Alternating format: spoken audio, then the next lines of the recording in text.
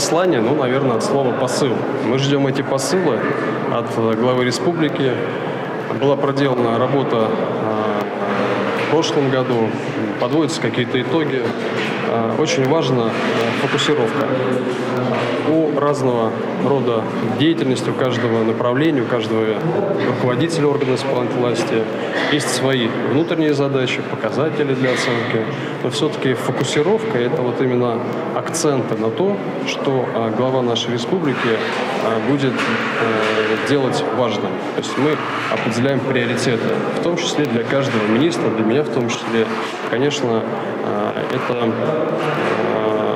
и план работы, который мы, безусловно, будем реализовывать после этого послания, и также фокусировка